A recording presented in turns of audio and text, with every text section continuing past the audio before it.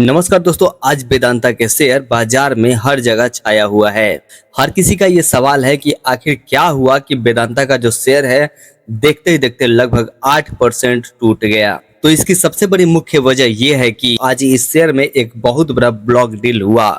सुबह मार्केट खुलते ही वेदांता की सबसे बड़ी promoters company twin star holding ने करीब 7.3 करोड़ का शेयर करीब 7 crore 30 lakh shares open market में आज बेच दिया। और यह जो डील थी वो 292 रुपए प्रति शेयर के भाव से हुई, जिसकी कुल वैल्यू की बात करें तो लगभग 2149 करोड़ रुपए हुए। प्रमोटर्स के द्वारा इतनी बड़ी हिस्सेदारी बेचने की खबर से निवेशकों में घबराहट फैल गई और देखते ही देखते भारी बिकवाली शुरू हो गई। इसके साथ ही हाल ही में वेदांता को MSCI इंडेक्स से बाहर किए जाने और ग्लोबल कमोडिटी में आई सुस्ती ने इस गिरावट में घी डालने का काम किया है। आज ये शेयर 294 रुपए 50 पैसे पे ओपन हुआ और इसका हाई भी जो था 295 रुपए 50 पैसे था और इसका जो लो रहा 279 रुपए के आसपास रहा। उसके बाद इस शेयर का जो 52 वीक हाई रहा 360 रुपए के आसपास रहा और इसका 52 सप्ताह की जो लो की बात करें तो 151 रुपए 20 पैसे के आसपास रहा है। उसके बाद अब इस शेयर का सबसे इम्पोर्टेंट मार्केट कैप और फाइनेंशियल अपडेट के बारे में बात करें तो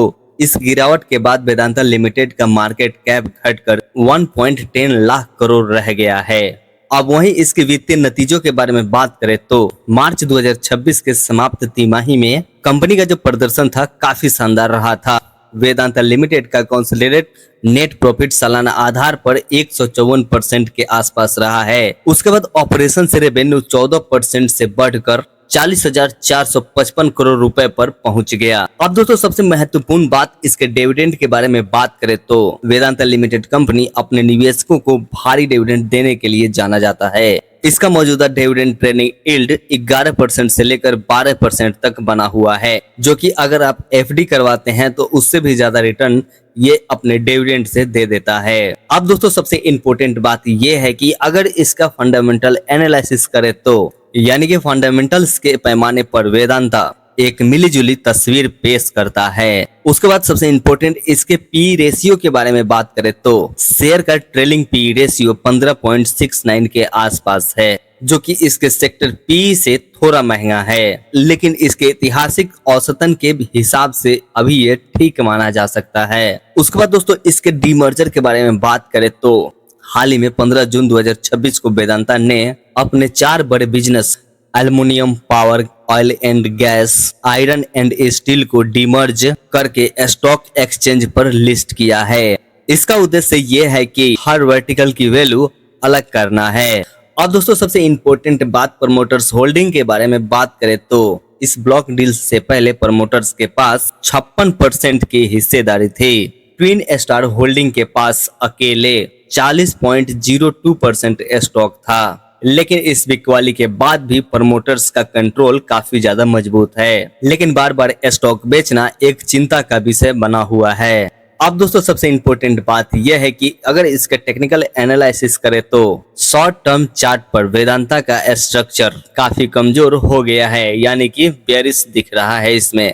उसके बाद अब इसके सपोर्ट लेवल्स के बारे में बात करें तो आज की भारी गिरावट में शेयर ने अपने महत्वपूर्ण सपोर्ट लेवल्स और 100 दिन के EMA एक्सपोनेंशियल मूविंग एवरेज को नीचे की तरफ ब्रेक कर दिया है। अब दोस्तों इंडिकेटर्स का इशारा क्या है उसके बारे में अगर बात करें तो RSI और MACD दोनों डेली चैट पर मंदी का संकेत दे रहा है। वहीं इसके वॉल्यूम आज इसके 20 दिनों के औसत वॉल्यूम से 6 गुना ज्यादा था, जो मजबूत सेलिंग प्रेशर दिखाता है। अब दोस्तों सबसे इम्पोर्टेंट बात यह है कि अगले सपोर्ट जोन के बारे में बात करें तो इसके चार्ट के अनुसार अब शेयर के लिए 268 रुपए से लेकर 270 रुपए का जो अहम सपोर्ट लेवल्स है वो इस शेयर का बेस साबित हो सकता है।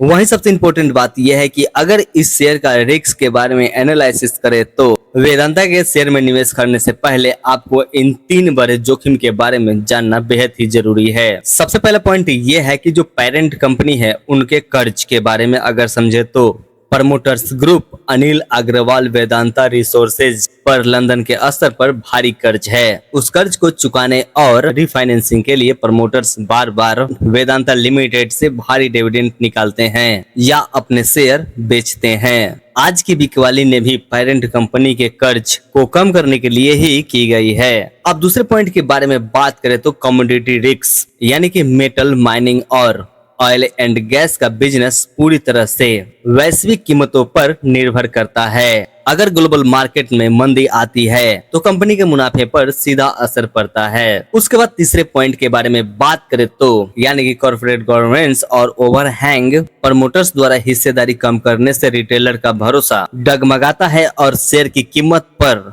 हमेशा दबाव बना रहता है। वही दोस्तों सबसे इम्पोर्टेंट बात, अगर इस शेयर के बाइंग मोड और सेलिंग मोड के बारे में बात करें तो मौजूदा सेगमेंट और टेक्निकल चार्ट को देखते हुए वेदांता लिमिटेड का शेयर अभी शॉर्ट टर्म के लिए सेलिंग मोड या वेट एंड वॉच मोड में है। इतनी बड़ी ब्लॉक डील के बाद बाजार में सप्लाई बढ़ गई है, जिससे शेयर में कुछ दिनों तक स्थिरता और मामूली गिरावट बनी रह सकती है। हालांकि जो निवेशक लॉन्ग टर्म के लिए केवल हाई डिविडेंड यील्ड और डीमर्जर के बाद वैल्यू अर्निंग का फायदा उठाना चाहते हैं तो उनके लिए हर बड़ी गिरावट जैसे 270 रुपए के करीब आता है तो धीरे धीरे खरीदारी करना एक अच्छा मौका बन सकता है। शॉर्ट टर्म ट्रेडर्स को जल्दबाजी में पकड़ने से बचना चाहिए और स्टेबिलिटी का इंतजार करना चाहिए। अब दोस्तों आपका अगला कदम क्या होना चाहिए उसके बारे में अब बात करें तो यदि आप वेदांता में पोजीशन बनाने को सोच रहे हैं तो ये कुछ पहलू हैं, इन पे आप गौर कर सकते हैं। क्या आप शॉर्ट टर्म ट्रेडिंग करना चाहते हैं या लॉन्ग टर्म डिविडेंड पाने के लिए निवेश करना चाहते हैं? आपके पोर्टफोलियो में माइनिंग और मेटल सेक्टर का कुल कितना एक्सपोजर है?